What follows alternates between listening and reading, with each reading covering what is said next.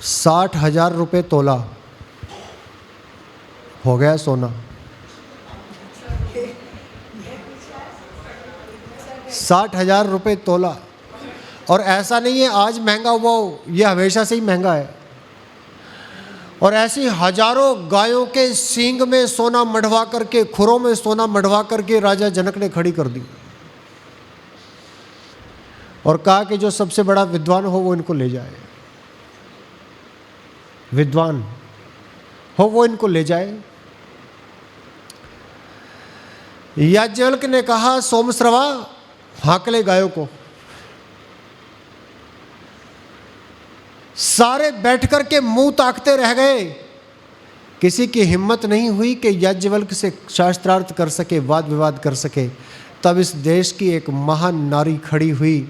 उसने कहा, पहले मेरे प्रश्नों का उत्तर दो, तब गाय हाँक करके ले जाना। और यह घोषणा की कि अगर मेरे 3 प्रश्नों का उत्तर याज्ञवल्क्य ने दे दिया तो फिर मैं ये घोषणा भी कर देती हूं, फिर संसार में किसी की ताकत नहीं जो याज्ञवल्क्य को परास्त कर सके। शंकराचार्य अपने विजय की दुंदु भी बजा रहे थे। शास्त्रार्थ तय हो गया मंडन मिश्र के साथ। शास्त्रार्थ का निर्णायक कौन बने, क्योंकि निर्णायक तो उससे बड़ा होना चाहिए जिसको दोनों के पक्षों का पूर्ण ज्ञान हो, जो दोनों से अधिक जानने वाला हो और जिस पर दोनों विश्वास करते हो कि ये गलत नहीं कर सकता।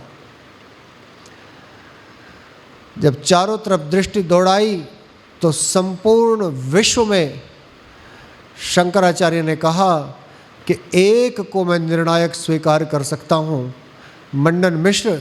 यदि तुम्हारी पत्नी भारती निर्णायक बन जाए तो मैं उसको निर्णायक स्वीकार कर सकता हूं। भारती निर्णायक बनी और निर्णायक ही नहीं बनी, शंकराचार्य से ऐसे प्रश्न पूछे कि शंकराचार्य को मैदान छोड़ करके भागना पड़ा कि टाइम दो मुझे, बाद में दूंगा इनका उत्तर। इतिहास भरा पड़ा और केवल शास्त्र और ज्ञान की बात नहीं।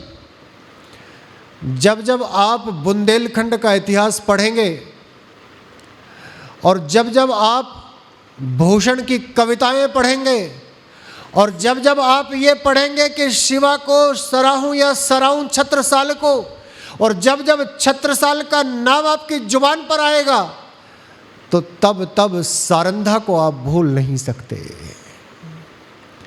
तब उसकी मां सारंधा को भूल नहीं सकते, जो नंगी तलवार लेकर के, जिरा बख्तर पहन करके मुगल दरबार में कूद पड़ी और गर्दन पर तलवार रख के कहा, 8 साल के बच्चे से घोड़ा छीन के ले आया, तेरी ये हिम्मत। अगर घोड़ा छीनने की बात करता है तो उसकी मां के हाथ से छीन करके दिखा, मैं घोड़ा ले जा रही हूं, तेरी हिम्मत हो तो छीन लेना। महारानी लक्ष्मीबाई, छोटी सी रियासत थी झांसी। झांसी के राजा को कोई महाराजा नहीं कहता, राजा गंगाधर राव कहते, राजा की उपाधि थी। ग्वालियर के राजाओं को महाराजा कहा जाता था अंग्रेजों के समय। झांसी के स्टेट को बहुत छोटी सी राजा की उपाधि थी केवल, लेकिन लक्ष्मीबाई को कोई रानी नहीं कहता।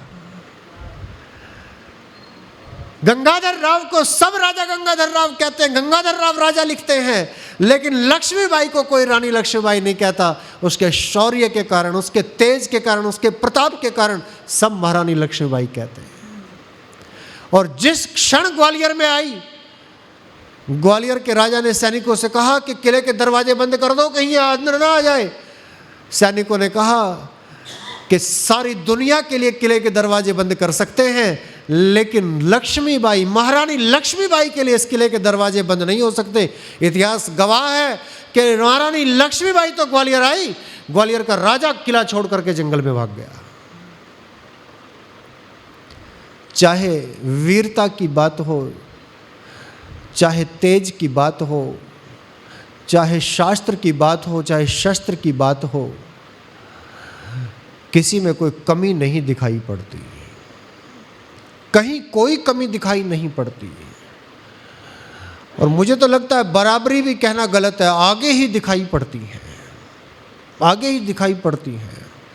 चाणक्य ने तो यहाँ तक लिखा है कि 6 गुना ज़्यादा साहस होता है स्त्री के अंदर।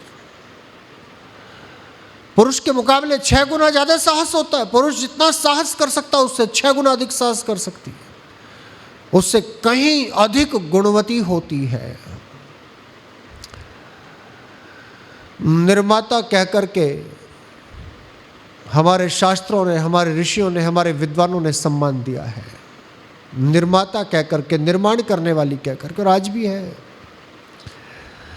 मैं बहुत लंबा प्रसंग नहीं छेड़ूंगा, मैं केवल एक छोटा सा मंत्र ले रहा हूं, वेद का मंत्र ले रहा हूं। वेद में क्या कहा है? वेद कहता है यास्ते राके सुमतयः शुपेशसो ताभिर ददासि दासुने दासुसे वसूनी। हे राके, अब राके किसे कहते हैं? तो राकेश शब्द से समझ में आ जाएगा, चांदनी। राका माने चांदनी। हे राके, हे चांदनी के समान शीतल व्यवहार वाली, हे चांदनी के समान अपनी छटाओं को बिखेरने वाली, तू सुमतयः सुंदर बुद्धि के द्वारा और सुपेशसः सुंदर आकृति के द्वारा, इन दोनों के द्वारा दासु से वसूनी ददाती, इस घर को, इस परिवार को समृद्धि से परिपूर्ण कर देती है। वेद मंत्र कह रहा है। अगर आपको शंका हो तो सीमंतोनयन संस्कार का मंत्र है ये। सीमंतोनयन संस्कार में आप पढ़ लेना जा करके, और फिर कहेंगे कि वहां तो ऐसे मंत्र लिखे ही जाने चाहिए थे, क्योंकि उसका तो नाम ही सीमंतिनी उन्नयन है, सीमंतोनयन है। प्रशंसा करने के लिए, बड़ाई करने के लिए एक दो नहीं, कई मंत्र लिखे हैं ऋषि जी ने, छांट छांट के लिखे हैं। जब पढ़ते हैं ना हम ऋषि के ग्रंथों को तो आश्चर्य होता है कि कहाँ कहाँ से ऋषि ऐसी प्रतिभा निकाल करके लाते हैं। ये कोई प्राचीन किसी ग्रंथ में लिखे हुए नहीं है, ये ऋषि ने ढूंढ ढूंढ करके लिखे हैं ये मंत्र। यास्ते राके सुमतयः है, जो तेरी सुंदर मतियां हैं, जो तेरी सुंदर बुद्धियां हैं, जो तेरे अच्छे विचार हैं, जो तेरी बुद्धिमत्ता है, उसके द्वारा, अपने ज्ञान के द्वारा, और सुपेशसः अपने सुंदर शरीर, सुदृढ़ शरीर और सुंदर आकृति के द्वारा, तो घर को सुखों से भर देती है, घर को सुखों से भर देती है। किसी के घर में पता करना हो कि पत्नी गई हुई है या है ही नहीं, या क्या स्थिति है, उसके घर में जाके देख लो। अगर ड्राइंग रूम में बनियान पड़ा मिले सोफे के ऊपर, तो समझ जाना कि पत्नी मायके गई हुई है। और अगर सोफा ही ना मिले घर में, तो समझ जाना यहाँ है ही नहीं कुछ, यहाँ तो लंगोटी छाप मामला है सब कुछ, मर्दाना खड़ा है।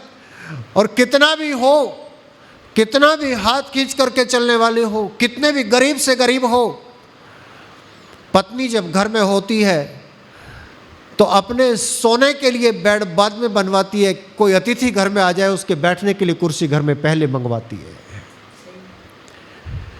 उसके घर में कोई अतिथि आएगा तो उसके बैठने की व्यवस्था पहले करती है। ये स्त्रियों की बुद्धि तो है, ये स्त्रियों की मति तो है, ये सुमति कहना चाहिए इसको, वेद सुमति कहता है, ये सुमति है। वे अभागे हैं जो स्त्रियों की निंदा करते हैं, वे अभागे हैं जो स्त्रियों के घर से जन्म लेकर के, खैर मैं ये तो नहीं कहता स्त्रियां सारे राम ही जन्म देती हैं, ये रावण दुर्योधन वगैरह भी सब उनकी देन है। हमने कोई नहीं इसमें वो किया कि पिता ने नहीं बिगाड़े सारे, औरंगजेब भी इन्होंने दिया, सब इनके ही देन है। पर मैं ये कह रहा हूं कि अगर सुमति हो, अच्छी बुद्धि हो, तो राम, लव, कुश, ध्रुव, भरत, प्रहलाद, ऐसी ऐसी संतानें जन्म लेती हैं। और अगर सुमति ना हो, अगर सुमति ना हो, अगर कैकसी जैसी माता हो, तो फिर रावण भी जन्म लेते हैं, कुंभकर्ण भी जन्म लेते हैं, फिर ऐसे ऐसे भी जन्म लेते हैं। वेद के इस संकेत को समझिए। हे स्त्री, तेरा सौंदर्य तेरी सुमति में है, सुंदर बुद्धि में है। अगर ये बुद्धि ठीक रास्ते पर चलती रहे, अगर ये बुद्धि निर्माण में लगी रहे, तो निर्माण होता है और अगर ये बुद्धि विध्वंस में लग जाए तो फिर विध्वंस भी थोड़ा बहुत नहीं होता, फिर बहुत बड़ा होता है विध्वंस भी। विध्वंस भी बहुत बड़ा होता है। वेद कहता है, हे स्त्री, यदि अपने घरों को सुख से भरना चाहती हो तो सबसे पहले इस बात पर ध्यान देना, सुमतयः, तुम्हारी बुद्धि ठीक रास्ते पर चलनी चाहिए। और स्त्री की नहीं, सबकी चलनी चाहिए, पर जो निर्माण करने वाला है उसकी तो सबसे पहले चलनी चाहिए। अगर उसके ठीक रास्ते पर चलेगी तो वो दूसरों को भी चला लेगी, और उसके ठीक रास्ते पर नहीं चली तो फिर गड़बड़ है, फिर दूसरों को नहीं चला सकती। घरों के झगड़े आपके पास भी बहुत आते होंगे, मेरे पास भी खूब आते हैं घरों के झगड़े, खूब घरों के झगड़े आते हैं। मेरे एक मित्र के घर में झगड़ा आया, मेरे बहुत नज़दीकी मित्र थे। मैं उनके घर सुलझाने के लिए गया और आखिर में मैं वापस आ गया। एक दिन बैठा, 2 घंटे उनकी बात सुनी, 2 घंटे बाद फिर मैं वापस आ गया। मैंने अपने मित्र को एक सलाह दी। मैंने कहा, भाई एक तरीके से तुम्हारा समझौता हो सकता है। उसने कहा, कैसे? मैंने कहा, बस तू ये समझ ले कि सबको सब चीज़ नहीं देता भगवान। उसने कहा, क्या मतलब?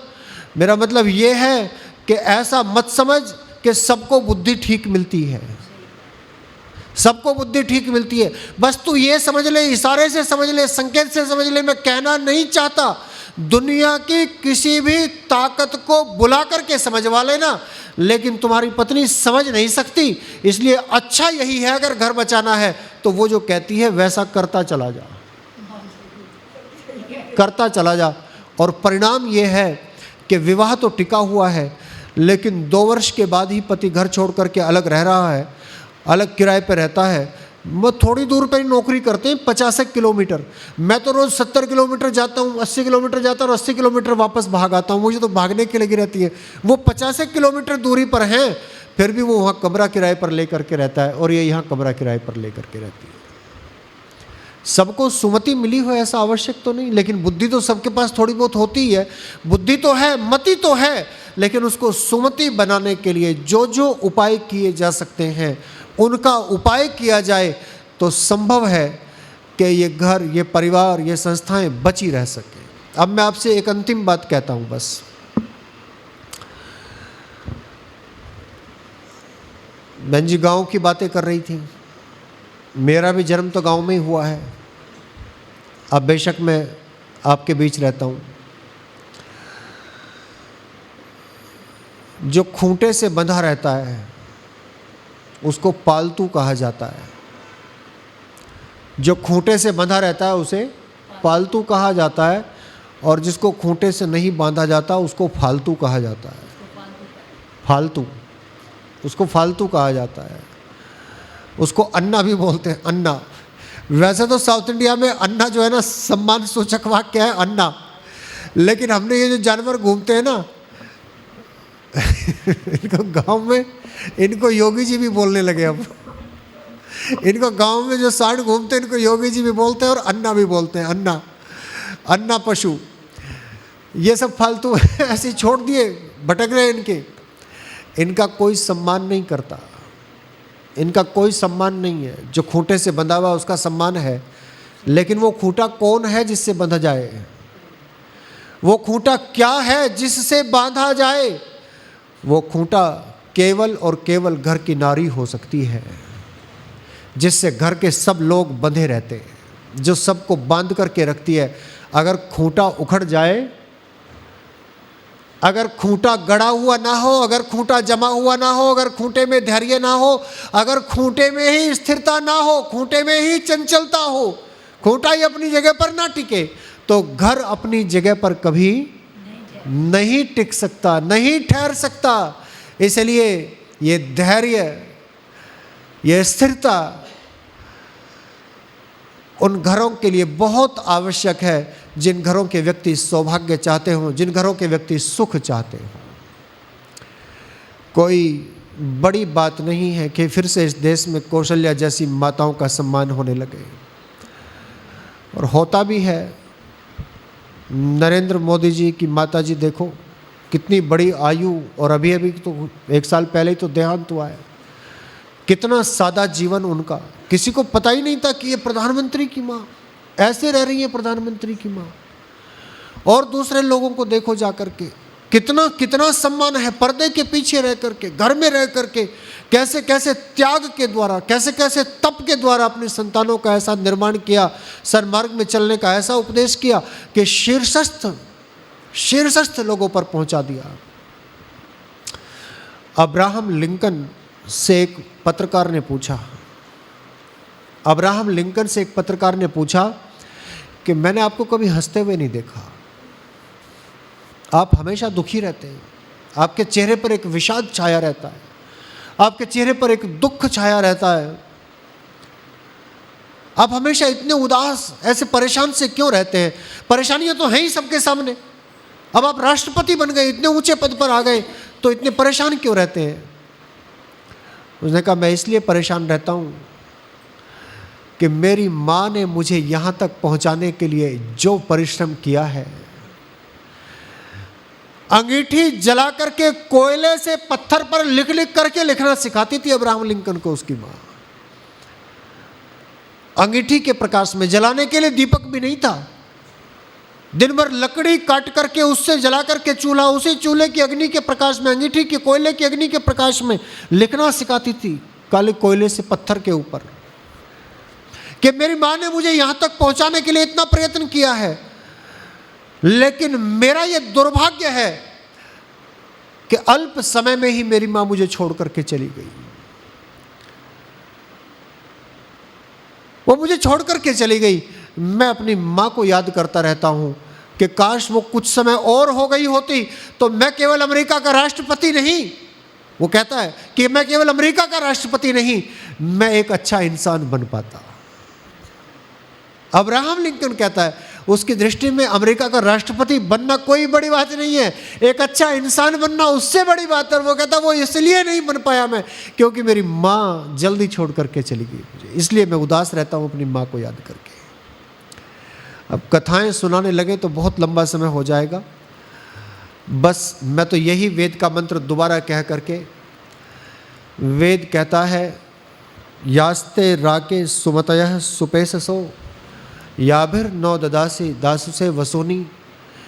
हे चांदनी के समान शीतल छाया वाली स्त्री, तो अपनी बुद्धि के द्वारा, अपने गुणों के द्वारा इस घर को ऐश्वर्य से भर देने वाली है, लक्ष्मी से भर देने वाली है, इसलिए मैं तुझे लक्ष्मी कहता हूँ, इसलिए तुझे भगवती कहा जाता है, इसलिए तुझे सब सुखों की दाता कहा जाता है। यही स्त्री के वैशिष्ट्य के लिए तो बहुत सारी बातें आपने सुन ही ली, मैंने भी इस वेद मंत्र के द्वारा 2-4 बातें आपके बीच रखी हैं। इन्हीं शब्दों के साथ अपनी वाणी को विराम देता हूँ। ओम शांति शांति शांति। 100 से अधिक देशों में देखा जाने वाला सर्वाधिक लोकप्रिय और सबसे अधिक फॉलोअर्स के साथ पूरी दुनिया में आर्य समाज के विचारों का प्रचार करने वाला एकमात्र चैनल वैदिक प्रचार।